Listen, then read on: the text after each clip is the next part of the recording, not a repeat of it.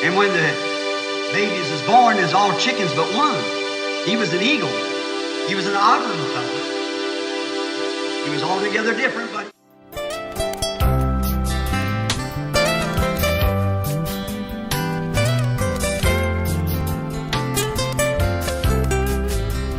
Les nouveaux jours pointent à l'horizon, jour éclatant, plein de lumière. Lève-toi et sois éclairé, car ta lumière est venue. Bonjour, bonsoir. On revient une fois de plus pour parler de quelque chose alors qui sera un peu contraire à ce que vous avez toujours entendu parler. On nous a parlé toujours, on doit recevoir le Saint-Esprit. Alors, qui reçoit le Saint-Esprit? C'est ce corps ou qui reçoit le Saint-Esprit? Parce que ce corps ici, c'est juste une enveloppe. C'est juste une enveloppe. Parce que lorsque à la naissance d'un bébé, il y a juste un paquet de muscles qui sort. Juste un paquet de muscles qui sort. Et le muscle là bouge. Et il attend à un étranger pour entrer posséder le corps. Et l'étranger là qui entre, il va vivre dans ce corps-là. Et qu'on a appelé une période de l'amnésie. Il oublie son identité jusqu'à l'âge de la maturité. Jusqu'à l'âge de la maturité. On va lire au moins quelque chose là par rapport à cela, les signes rouges de sa venue. Paragraphe 169, écoutez ce qu'il dit. Le prophète William Branham.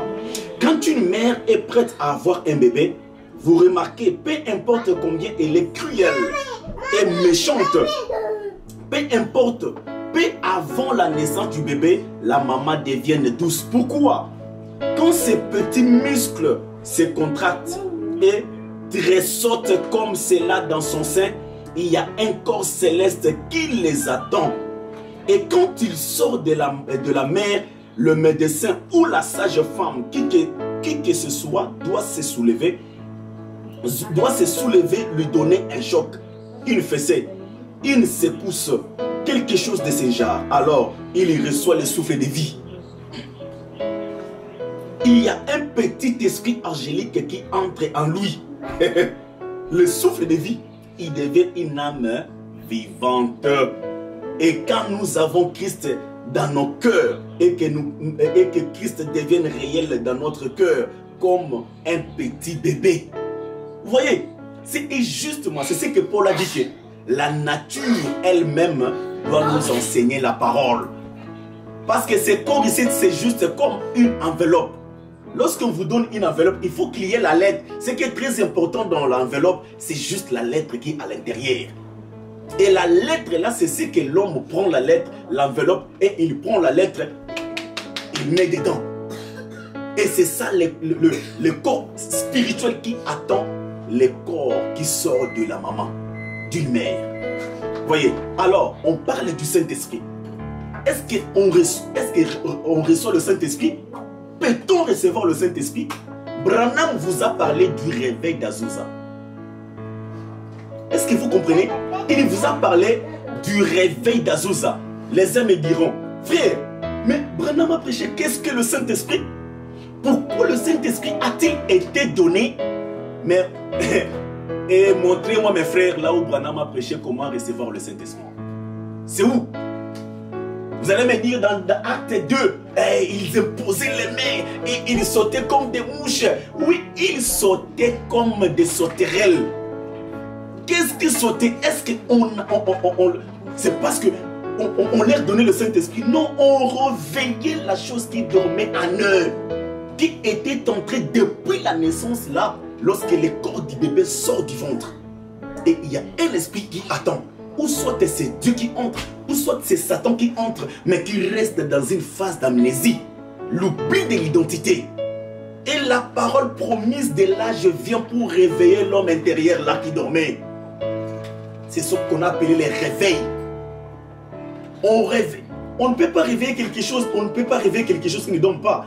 On ne peut que réveiller la chose qui dormait en toi. Tu ne connais pas ta vraie identité. C'est comme l'exemple donné, vous donné par William Branham. Et un frère aussi a chanté cela. Qu'il y avait un prince qui a été amené comme captif dans un pays étranger, dont le père qui était resté, qui était roi, il s'est tourmenté de son fils.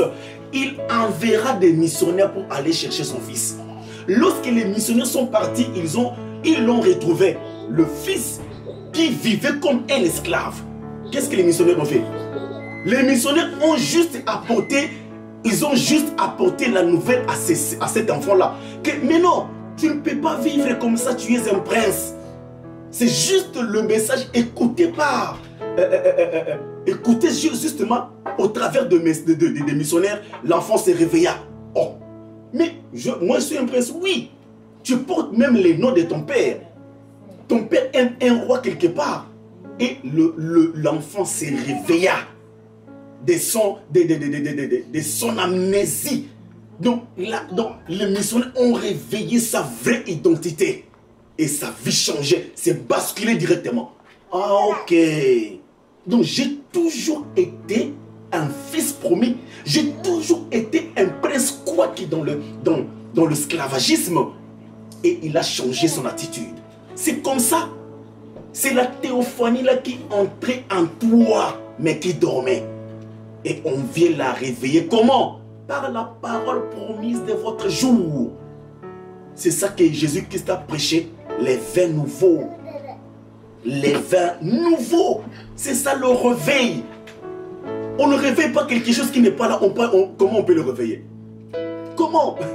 Branham vous a parlé de la mère aigle. C'est-à-dire quoi? La maman aigle avait 2 œufs. Et un chasseur est venu, a pris un œuf. A pris l'œuf là, il est allé le placer dans la basse-cour parmi des poussins. Lorsque la mère poule est revenue, il a éclos tous les œufs. Et parmi les œufs là, il y avait aussi l'œuf de l'aigle. C'est-à-dire quoi? Il n'est pas transformé pour devenir l'aigle, non. Il a toujours été aigle, mais sous l'amnésie.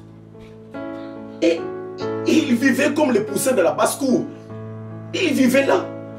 Mais son attitude était un oiseau bizarre parmi les poussins. Jusqu'au jour où la mère est revenue pour chercher son fils. La mère a poussé un cri bizarre lorsque l'aiglon a entendu. Il a dit non, non, non, non, non, non, non. Cela a réveillé sa vraie identité. Il dit, oh, donc moi, l'animal, l'oiseau bizarre, donc je n'ai jamais été un poussin. Mais comment ils n'ont pas entendu ces cris-là? C'était un cri bizarre pour l'aiglon. Et il a reconnu sa vraie identité. La maman aiglon a dit bat tes ailes. Et l'aiglon a battu ses ailes. Le poussin commençait à regarder. Oh, mais comment tu voles? Mais il peut voler. Oui, il n'était pas un poussin. Il a toujours été un aigle. Comment? C'est sa nature. Mais il vivait sous l'amnésie. Le cri de la maman a réveillé son identité. On ne reçoit pas le Saint-Esprit. Mais on vous a parlé, qu'est-ce que le Saint-Esprit? Pourquoi a-t-il été donné? Le Saint-Esprit, c'est la parole de l'heure. Et le Saint-Esprit, c'est le prophète. Le Saint-Esprit, c'est un homme. Ça vient réveiller l'identité de la personne. Ce n'est pas que Frère Branham vous parle un peu de vagues. Lorsque dans l'océan, il y a des vagues. Vous allez voir qu'avant que les vents violents ne puissent frapper l'océan, l'océan est toujours calme. Mais lorsque les vents violents viennent frapper l'océan, ça forme quoi? Des vagues. Des vagues. Des vagues. Ça veut dire quoi? On n'a pas ajouté une goutte d'eau dans l'océan. Non. Les nouveaux jours, est à l'horizon, jour éclatant, plein de lumière. Lève-toi et sois